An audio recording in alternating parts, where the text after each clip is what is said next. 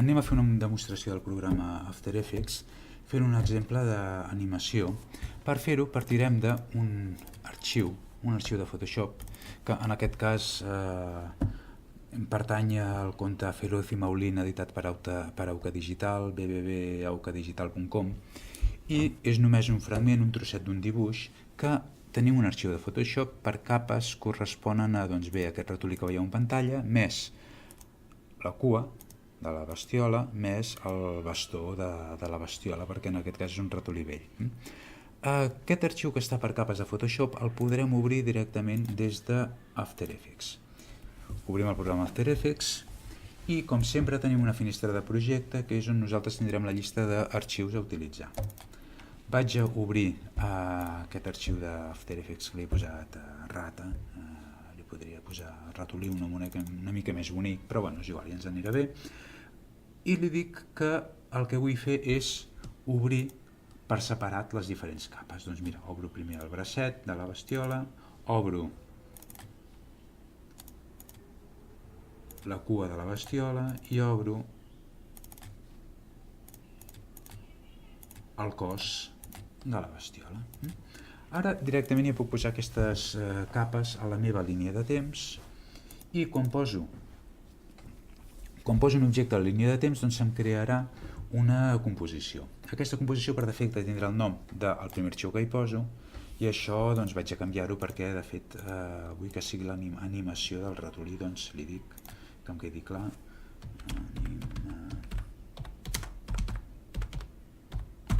animació del ratolí. Ja tinc aquí el meu objecte. El primer que faré serà afegir les altres capes, en aquest cas la cua, la poso aquí que coincideixi, i el braç a la línia de temps.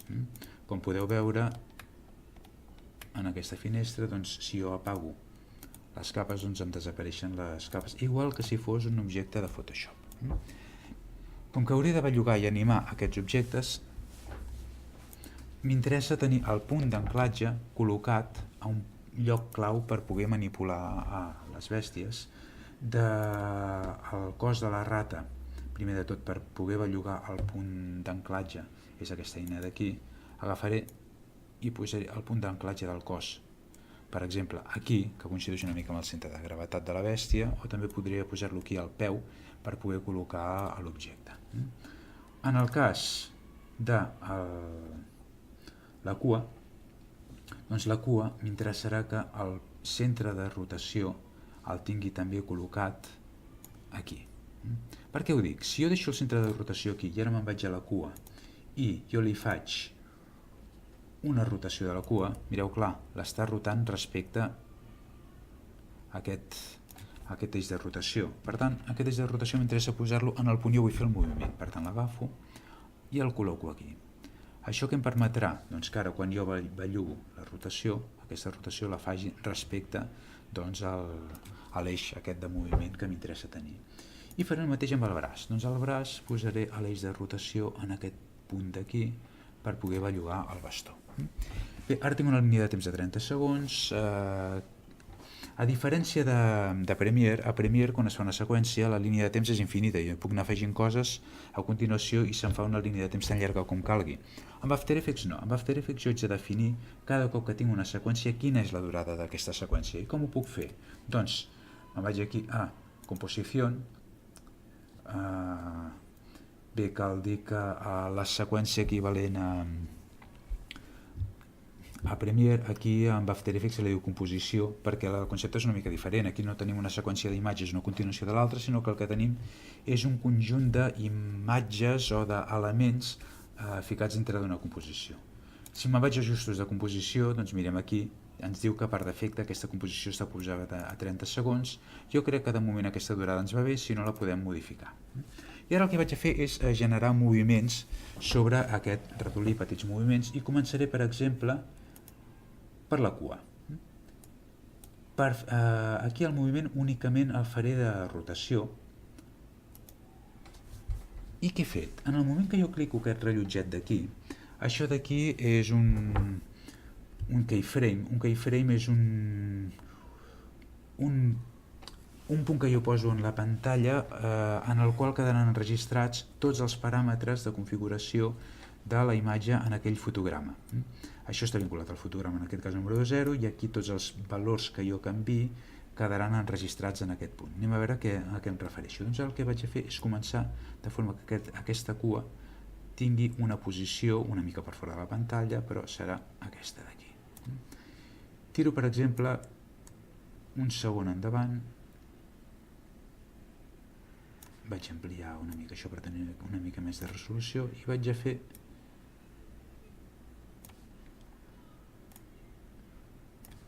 més o menys un segon i mig, i en aquest punt d'aquí vaig a fer un moviment que serà contrari, per tant un moviment positiu de la cua fins aquí.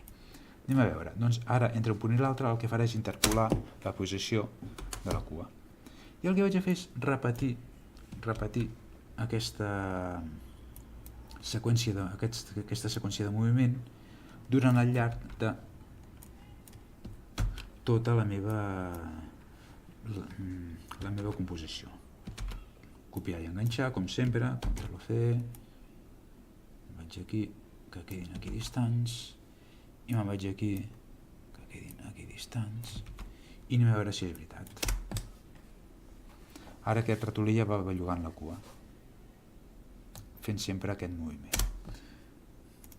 Vaig pel braç, doncs pel braç faré exactament el mateix, doncs únicament faré una rotació, i aquesta rotació doncs vull que comenci aquí, tenint un moviment, per exemple, mira, faré una cosa, si la cua ha tirat cap a dalt, faré que això tiri cap a baix,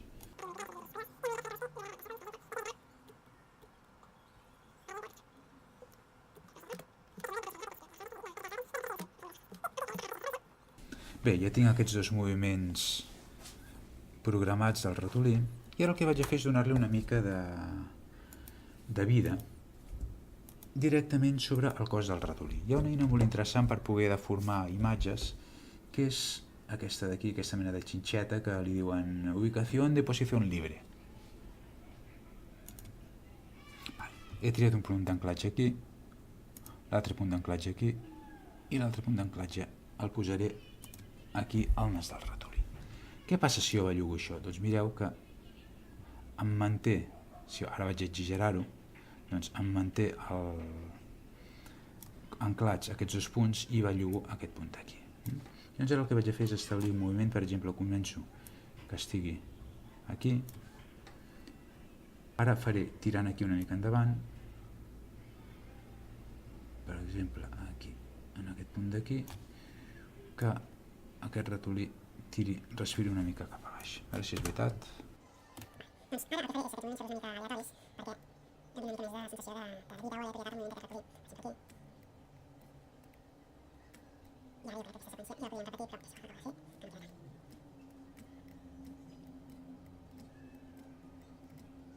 Però ara estic anant una mica de pressa per la demostració, però crec que ja s'entén quin és l'efecte blau.